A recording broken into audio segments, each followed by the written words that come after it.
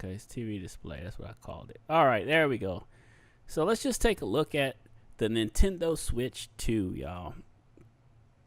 And honestly, the Nintendo Direct was great. Like, it, to me, gave a lot of information. The built-in chat into the game system is incredible. That's what they needed with this regular Switch. That whole app thing was kind of ridiculous that they even had that. This just makes way more sense. And the fact that they implemented a camera, y'all, that is huge, because that means they're being a little more open. I think they went all in on the party chat, or the chat audio, whatever you want to call it. I forgot what it was called, right? So the C button turned out to be basically a chat button, right?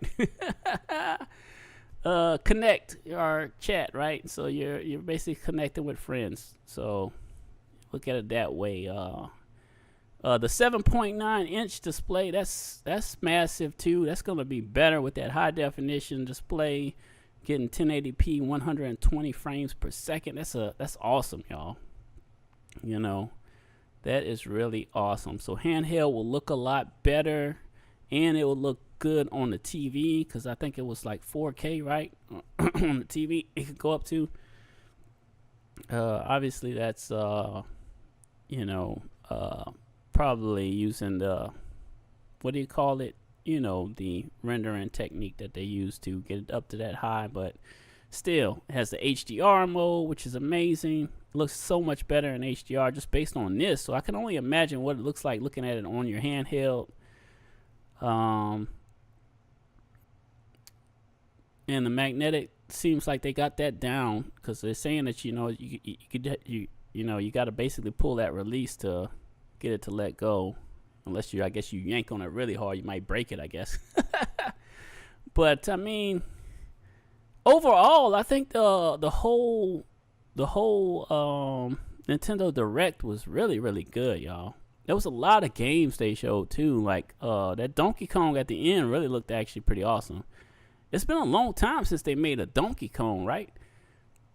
It's been a very long time since they made a Donkey Kong. This whole function is actually really cool, because now I think they can add in some PC titles like they did. Civilization 7 is going to be on there. It's cool that they have this feature here. You can do this style of game, or they can do something similar to this in other games, where you use both of the mouses. That would be interesting. How, the things that they're going to be able to do, with both controllers being a mouse. It's going to be interesting. The microphone has cool features. So yeah, the fact that it can like drown out the background noise and still have you clear, that's good. The 3D audio is going to be awesome. That's cool. I'm excited for this Switch 2. It'll be great. And mainly I would get it for my wife and kids, because most of the titles I'm gonna play are gonna be on PC. I'm a PC gamer now. I was a PlayStation 5 gamer, or PlayStation gamer, but now I'm on PC. But some of those titles that you can play with your kids, I definitely will play with my kids on the Switch too. So I could definitely see getting it for sure. Obviously, when the pre-orders go live, I know it's going to be really tough to get this thing. You got to know, like, the internet basically broke. not the whole internet. Just watching the stream was so choppy because so many people were trying to watch it, right? It was ridiculous. So there's a lot of people interested in this console. This is really good. The 256 gigs, man, that's a massive improvement, man. That's a massive improvement. Because the Switch came with just barely any space. Like, you can only have a few games on it at a time. So this is a massive win. I mean, all that's great. Looks like it's got the port for the hardwire. If you want to hardwire it into the internet, you can obviously change your resolutions here. So that's really cool. it seems like Nintendo has really stepped their game up when it comes to this. This is cool too because it's gonna help keep your console cool when it's in dock mode. So while it's pushing those 4K frames, 60 frames per second, or whatever it's doing, it's, you know, stay cool. That's great.